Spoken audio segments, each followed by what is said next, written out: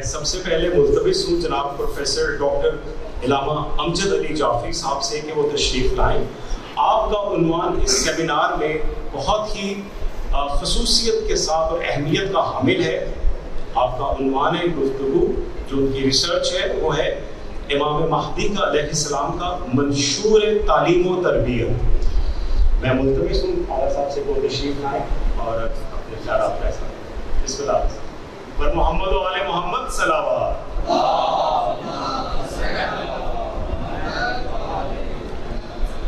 اعوذ باللہ من الشیطان الرجیم. بسم اللہ الرحمن الرحیم. بغیر وقت کو ضائع کرتے ہوئے بہت ہی اہم عنوان کی طرف اشارہ کروں گا. حضرت حجت سلام اللہ علیہ کے بارے میں یہ سب سے پہلے تو قابل تحسین ہے کہ یہ سیمینار منعقد کیا گیا ہے اور یہ بہت اچھی کاوش ہے حضرت کی معرفت کے لیے. اور اس کا عنوان جو ہے وہ استقبال رکھا گیا ہے. استقبال میں انسان کی دو طرح کی ذمہ داریاں ہیں. یعنی امام تشریف لائیں گے تو ہم نے ان کا کیسے استقبال کرنا ہے, کیسے ویلکم کہنا ہے, ان کو کیسے خوش آمدید کرنی ہے. اور خوش آمدید وہی شخص کر سکتا ہے جو تیاری کر کے رکھے. اگر تیاری نہ ہو تو ویلکم نہیں کر سکتا. انتظار کے بارے میں ایک حدیث رسول اعظم صلی اللہ علیہ وآلہ وسلم کی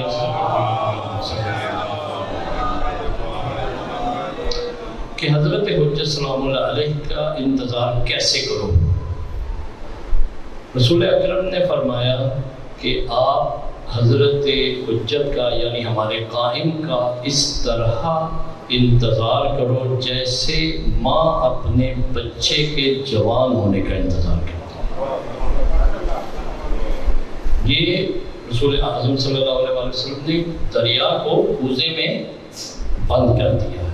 اب کیونکہ یہ اسی مشہور مثال ہے کہ ہر گھر میں ماں موجود ہے, بچے موجود ہیں اور ساری یہ فطرت کی مثال دی ہے. لہذا ماں ہر وقت اس کے لیے الرٹ رہتی ہے, ہر وقت اس سے توجہ سے ایک لمحہ بھی نہیں ہٹاتی اس سے. اور ہم دیکھ لیں کہ ہم انتظار کیسا کر رہے ہیں اور رسول اعظم نے کیسا فرمایا ہے. خود ہی ہم اس مثال سے سمجھ جائیں گے کہ ہم کس کس سطح پہ کھڑے ہیں. لہذا انتظار کے ضمن میں ہی تیاری کر سکتے ہم ویلکم کی. جس طرح کا انتظار اس طرح کی تیاری. مثلا اگر انتظار ہمارا رسول اعظم صلی اللہ علیہ وسلم کی ریکمنڈیشن کے مطابق ہوگا تو ہم تیاری بھی ویسے کریں گے. اور اگر ہمارے ذہن میں وہ جو انتظار کا وہ مفہوم نہیں ہوگا تو ہم جو ہے وہ پھر ایسی تیاری بھی نہیں کریں گے. لیکن میں یہ جلدی سے عرض کرنا چاہوں گا کہ یہ عنوان کے آگے دیکھیں ہماری ذمہ داریاں. ہماری ذمہ داریوں میں دو ذمہ داریاں ہیں, مین بیس ہے. ایک معرفتی اعتبار سے یعنی حضرت کی معرفت, حضرت کی پہچان, حضرت کے بارے میں علم ہونا, حضرت کے بارے میں معرفت ہونا. اور معرفت صرف لفظی نہ ہو, معرفت تقرب کا باعث بنتی ہے, حضرت کے قریب ہونے کا باعث بنتی ہے. اور دوسری جو اس کی بیس ہے وہ ہے کیا کہ ہم نے عملی طور پر کیا تیاری کرنی ہے. یعنی تھیوریٹیکل اور پریکٹیکل دونوں چیزیں ہمارے لیے ضروری ہیں. اگر ہم نے تھیوری کے اعتبار سے ساری کتابیں پڑھ ڈالی, حضرت کے بارے میں علم حاصل کر لیا, کافی نہیں ہے. وہ شاید ہمارے دشمن نے ہم سے زیادہ کر کے رکھا ہوا ہے. اسرائیل اور امریکہ, یہ یاد رکھیے گا, ہم سے زیادہ حضرت حجت کے بارے میں جانتا بھی ہے یعنی علمی اعتبار سے, اور اس نے سب کچھ نکال کے رکھا ہے. اسی لیے وہ اس سطح کی دشمنی کر رہا ہے, ورنہ دشمنی کر نہیں سکتا. اس کی کسی ملک کے ساتھ دشمنی نہیں ہے, یاد رکھیے گا, نہ کسی مثلا شخص کے ساتھ ہے, نہیں, اس کی دشمنی ایک نظام کے ساتھ ہے. وہ نظام الہی ہے.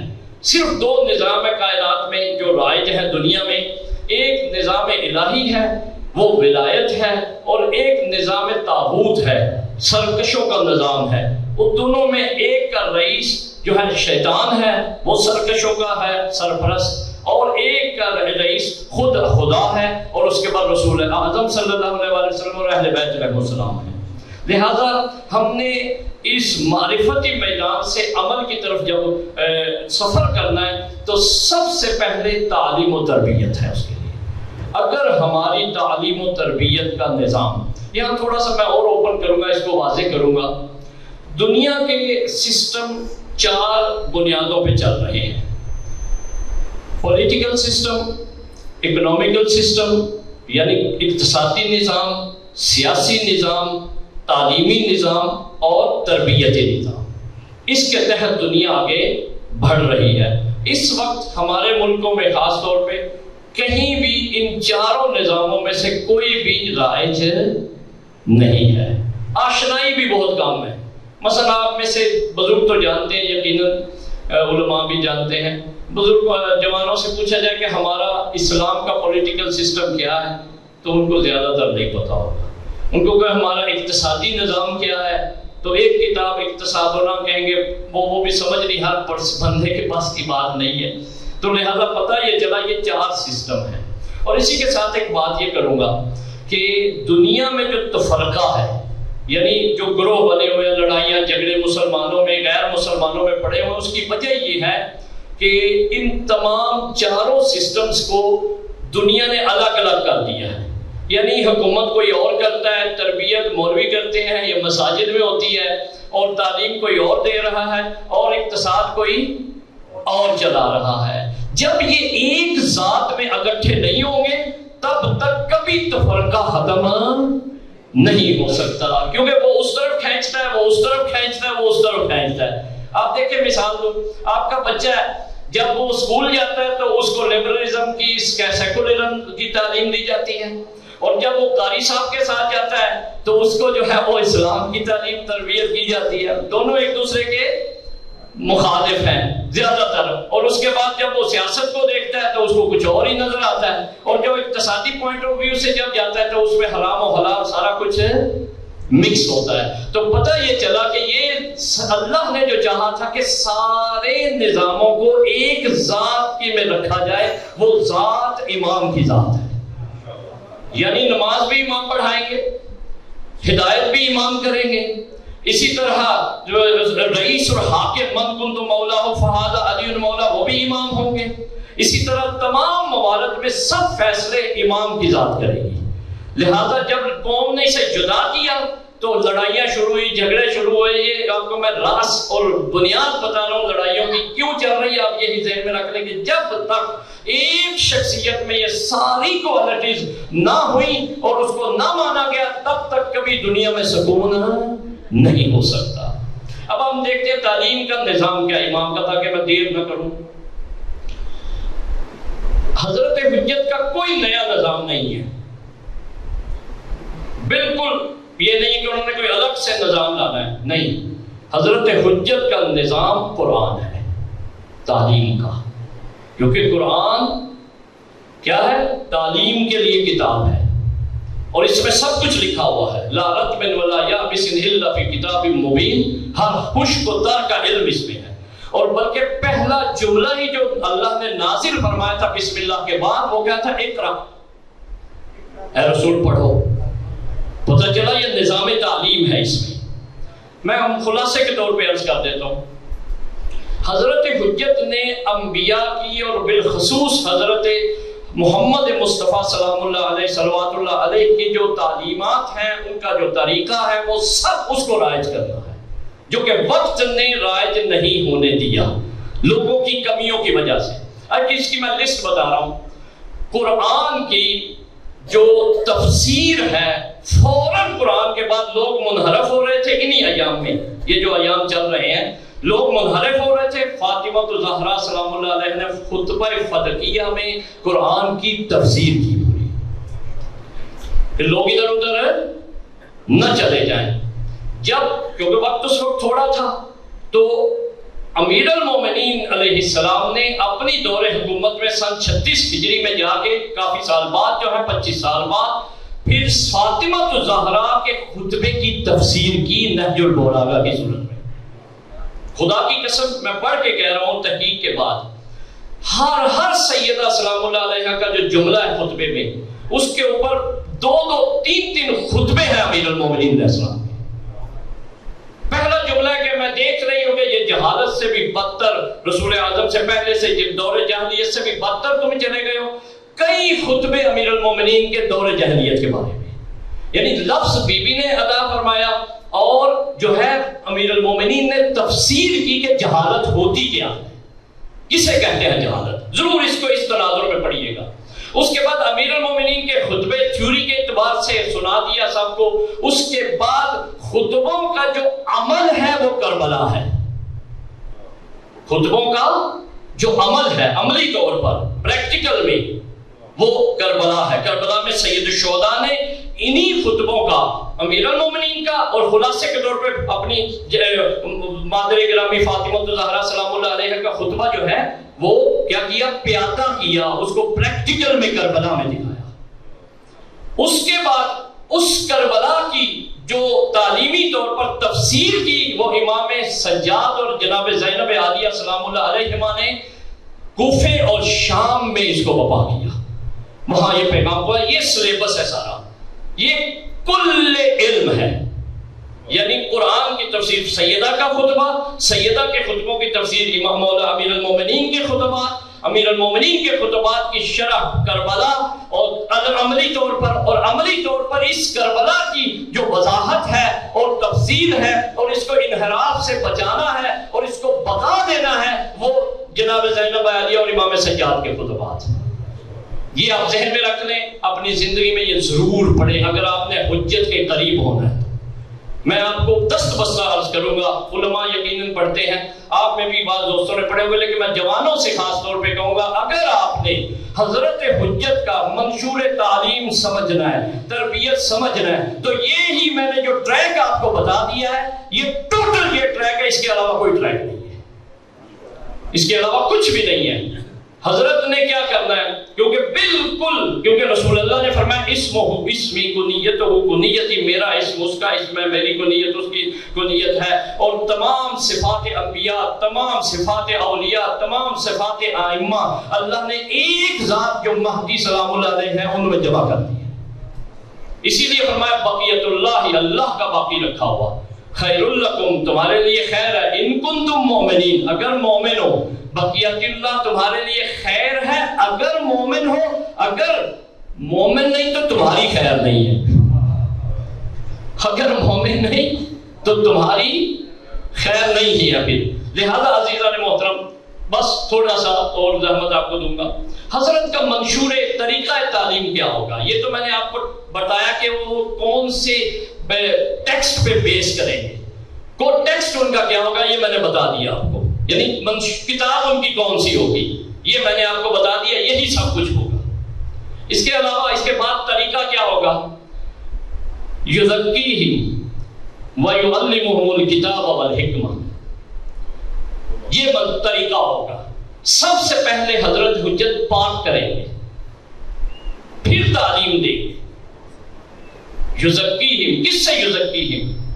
سب سے پہلے یزکیہم یعنی توحید میں جتنی بدعات آ چکی ہوں گی توحید کے مقابلے میں وہ سب صاف کریں گے۔ آپ کا کلمہ جو ہے لا الہ، یہ یزکیہم ہے۔ رسول اللہ نے کیا فرمایا، پہلے سب کا انکار کرو، سب کو جو ہے پیچھے ہٹا دو، پھر تعلیم دی۔ اگر کسی کے پاس گندگی ہو دل میں، ظرف کی مثال ہے، گلاس کے اندر اگر گندگی موجود ہو تو آپ جتنا بھی شفاف آب زمزم اس میں ڈال دیں تو وہ بھی کیا ہو جائے گا، خراب ہو جائے گا، ایسا ہی ہے نا۔ لہذا یہی ذہن میں رکھیں کہ جن ظروف میں گندگی پائی جائے، کفر جیسی، شرک جیسی، نفاق جیسی، فسق جیسی، تو اس ظرف میں اگر آپ قرآن رکھیں گے، جتنا مرضی رکھیں گے، نتیجہ وہی نکلے گا جو اخباروں میں پڑھتے ہیں۔ آپ اخباروں میں آپ پڑھتے ہیں کہ حافظ قرآن ہے، کام دیکھے آپ نے، یہ میں نے خلاصتاً آپ کو بتا دیا۔ لہذا پتہ یہ چلا یزکیہم، کس سے یزکی؟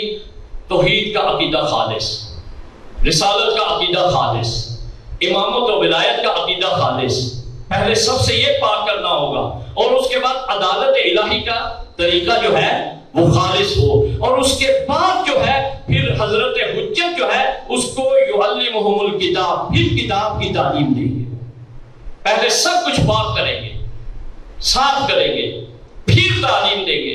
अगर पाक और साफ ना किया हमने जैसा हम कर रहे हैं तो उसका नतीजा मुस्बत नहीं निकलेगा। हजरत बिल्कुल अपने याद रसूलुल्लाह की सुन्नत पर अमल करते हुए सबसे पहले मुआशरे को हर किस्म की बिदअत खराबियों से पाक करेगा, और अल्लाह का तरीका यही है। सूरह मुबारक बकरा में आप आयतुल कुर्सी की तिलावत करते हैं, ला इक्राह फिद्दीन का तबय्यन रुश्द मिनल गय फमन यकफुर बित्तागूत। पहले तुमने तागूत का क्या करना है, इनकार करना है, फिर आपने अल्लाह पे ईमान रखना है। तागूत का इनकार तज़किया है, चाहे तागूत खुद हो इंसान, चाहे मुआशरा हो उसका, चाहे उसके जो है रुआसा हो, चाहे खवास हो, चाहे अवाम हो, जहां भी तागूत आ जाए पहले तुम्हें मन यकफुर फमन यकफुर, उसका कुफ्र करना, उसका इनकार करना है। जब इनकार होगा, यानी इनकार क्या, ला इलाहा, इसकी आप अमलन बोलते हैं, लफ्ज़न बोलते हैं क्या, ला इलाहा, कोई इलाह नहीं, कोई निजाम नहीं, कोई सिस्टम नहीं, कुछ नहीं, इल्लल्लाह सिवाय निजाम इलाही। तो ये हजरत हुज्जत का तरीका है। पहले सफाई करेंगे, उसके बाद फिर युअल्लिमुहुमुल किताब, फिर किताब की तालीम देंगे। फर्क क्या है दोनों में? एक है, तीन चीजें कुरान ने बयान की हैं। एक है किताब का मिलना थोड़ा सा, एक है इल्म किताब का मिलना थोड़ा सा, एक है कुल्ल किताब के इल्म का मिलना। ये तीनों कुरान में मौजूद है। सूरह मुबारक निसा की 100 नंबर आयत में है, अलम तरा इलल लज़ीना ऊतुन नसीबम मिनल किताब, कि क्या तुमने उन लोगों को नहीं देखा जिसको थोड़ी सी किताब नसीब हुई है, इल्म नहीं, क्या नसीब हुआ है, किताब, इल्म का लफ्ज नहीं आया। और जिसने आसिफ बिन बरकिया ने 3000 किलोमीटर से तख्त बिल्कीस को लाया था, उसके लिए इल्म मिनल किताब, यानी उसके लिए किताब नहीं आया बल्कि इल्म मिनल यानी इल्म आया है। और तीसरी सूरत सूरह मुबारक रात में जो आखिरी आयत है, यक़ूलुल लज़ीना कफ़रू लस्ता मुरसलन कुल कफ़ा बिल्लाहि शहीदन बैनी व बैनकुम व मन इंदहु इल्मुल किताब, जिसके पास पूरी किताब का इल्म है। पता चला ये 3 स्टेजेस हैं। एक ये इसी तरह बिल्कुल एक स्टेज ये है कि जिसमें सिर्फ किताब मिलती है, वो भी थोड़ी सी नसीब होती है।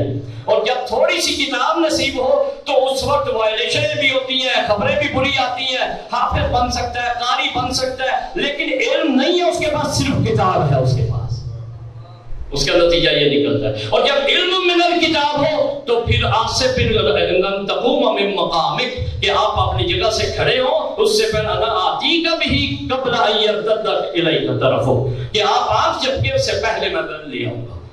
और तीसरा इल्मुल किताब, पूरी किताब का इल्म, वो अमीरुल मोमिनीन और ता हजरत हुज्जत, इस वक्त हजरत हुज्जत की जात है जो पूरी किताब का इल्म रखती है। मिलके नारे हैदरी,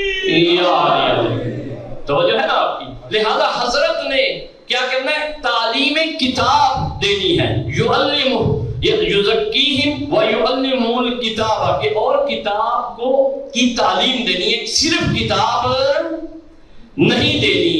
ये जहन में रखें। आज भी बच्चों को आप खाली कुरान ना पढ़ाएं, वो भी अब तो नागुज़र हो गया, उलमा जानते हैं, वो बेचारे इतनी मेहनत करते, घरों में जाके पढ़ाना शुरू हो गया तो फिर भी नताइज जो है बड़े कम निकल रहे हैं। दूसरी तरफ है हुफाज भी मौजूद है, खाली तनकीद नहीं करना चाहता, बेहतरीन जो है पढ़ने वाले बच्चे भी मौजूद है, लेकिन तालीम किताब जरूरी है। उसके बाद तीसरा मरहला हजरत ने हिकमत की तालीम देनी है। याद रखें कि खाली इल्म वबाल जान बन जाता है। 3 चीजें हजरत ने अब डिस्कस की हैं। नंबर 1 तज़किया, नंबर 2 तालीम किताब और हिकमत। ये तीनों चीजें जब बैक वक्त किसी में होंगी तो हजरत हुज्जत का मंशूर पूरा होगा।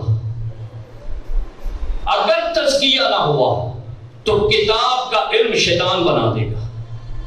आप जानते हैं हाफिज और कारी और बड़े बड़े लोग गुजर चुके हुए हैं जिनके पास तफसीरें थी, लेकिन तज़किया नहीं था तो सैयद शोहदा के कत्ल का फतवा भी लिख दिया था, ख्वारिज बन गए थे, अमीरुल मोमिनीन के सामने आ गए थे। और अगर हिकमत ना हो तो تقوی یعنی 3 چیزیں میں جمع کر دیتا ہوں. ایک تقوی، زہد، پاکیزگی، طہارت، تزکیہ، اور دوسرا علم، اور تیسرا حکمت. یہ تینوں چیزیں اکٹھی چلیں گی. امام سجاد علیہ السلام نے اپنے خطبے میں شام کے جو فرمایا نا 6 خوبیاں اللہ نے ہمیں دی ہیں، 6 صفتیں، اس میں یہی فرمایا تھا کہ ہمارا یہ طریقہ ہے کہ ہمارے علم بھی ہے، ہمارے پاس علم بھی ہے، ہم حکمت بھی رکھتے ہیں، ہم جو ہے متقیوں کے امام بھی ہیں. لہذا پتہ یہ چلا کہ یہ طریقہ ہے اس کا. اب میں اسی مثال دیتا ہوں. اگر کسی کے پاس تزکیہ اور تقوی اور پرہیزگاری نہ ہو تو وہ قرآن کو یوز کرے گا، دنیا کو لوٹے گا، مشکلات ایجاد کرے گا، اور چلاک اور مکار اور شیطان کا چیلا بن جائے گا. اگر کسی کے پاس تقوی ہو لیکن علم نہ ہو، وہ آپ کو غلط ڈائریکشن میں لے جائے گا. آپ کہیں گے متقی ہے، پرہیزگار ہے، لیکن اس کو پتہ نہیں ہے. اور تیسری چیز حکمت، کہ کون سی بات کہاں کرنی ہے، کب. البتہ حکمت کا دائرہ بڑا وسیع ہے. میں ایک مثال دے رہا ہوں بینک کی. مثلا بینک میں کسی نے مینیجر رکھنا ہے کسی کو، تو وہ کہے گا کہ یہ مخلص بھی ہونا چاہیے، یہ تعلیم میں بھی پورا ہونا چاہیے، اور یہ حالات کے مطابق بھی عمل کر سکتا ہوں، حکیم بھی ہونا چاہیے، حکمت والا بھی ہونا چاہیے. لہذا حضرت حجت یہ تینوں کوالٹیاں ہم سے چاہتے ہیں کہ ہم تھوڑا سا پڑھ جاتے ہیں، متکبر ہو جاتے ہیں، تھوڑا سا ہم نمازیں پڑھنا شروع کرتے ہیں، متقی ہمارے محراب آ جائے تو ہم کہتے ہیں اس کو کیا پتا ہے، یہ کیا ہے. یہ چیزیں معاشرے میں موجود ہیں اس وقت. لہذا ہمیں ان تینوں کا گراف بنانا ہے، تقوی، زہد کا، علم کا اور حکمت کا. ان تینوں چیزوں کو ہم نے گراف کے ساتھ اوپر لے کے جانا ہے، اور یہی منشور ہے حضرت حجت سلام اللہ علیہ. تقوی اور زہد اور تزکیہ تربیت ہے، صفائی ہے. تعلیم اس کے قد کو بلند کرے گی، اس کی اپروچ، اس کی عقل، اس کے شعور کو بلند کرے گی. اور حکمت اس کو دنیا میں چلنے کا طریقہ بتائے گی کہ کب چلنا، کیسے چلنا. حکمت نہ ہو تو ذلیل ہو جائے گا سب کچھ رکھتے ہوئے، تقوی نہ ہو تو شیطان بن جائے گا، اگر علم نہ ہو تو لوگوں کو اوندے منہ گرا دے گا.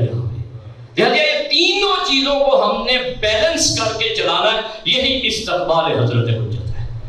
اب آپ دیکھ لیں، اپنے بچوں کو اعلیٰ تعلیم حاصل کروائیں تقوی کے ساتھ، زہد کے ساتھ. یہ نہ ہو کہ بچی بڑی یونیورسٹی میں گئی ہے تو واپسی پہ اس پہ سر پہ حجاب ہی نہیں ہے. بچہ گیا ہے تو وہ ادھر اللہ نہ کرے شیشہ اور دوسری چیزوں میں ملوث ہے. میں چھوٹی چھوٹی باتیں، زیادہ وہ باتیں کیونکہ ممبر کے وہ بیان نہیں جو یونیورسٹیز میں اور کالجز میں ہو رہا ہے، آپ مجھ سے بہتر جانتے ہیں. اور حکمت یہ ہے کہ جہاں مرضی جو مرضی بات کہہ دی، اڑا کے رکھ دیا، تو وہ بھی کیا کہہ دے گی، لوگوں میں اختلاف کا باعث بنے گا. لہٰذا ہمیں اس کو جمع کرنا ہے. اس سے زیادہ میں آپ کو تنگ نہیں کروں گا. یہی حضرت حجت کا منشور ہے. اسی سے سیاست ان کی چلے گی، اسی سے اقتصاد ان کا چلے گا، اسی سے جو ہے نظام ان کا چلے گا مکمل طور پر. یہی ان کا طریقہ ہے، کیونکہ رسول اللہ کو اللہ نے حکم دیا ہے. سورہ مبارکہ جمعہ کی پہلی دوسری آیات میں یہی طریقہ ہے. یہ دیکھ لیں ایک روایت، اور آپ کی رحمت تمام. حضرت کی میں نے ایک روایت پڑھی کہ حضرت کا نام قائم کیوں ہے، اور سوال کیا کسی نے معصوم سے، غالباً امام صادق علیہ السلام سے. اللہم صلی علی محمد.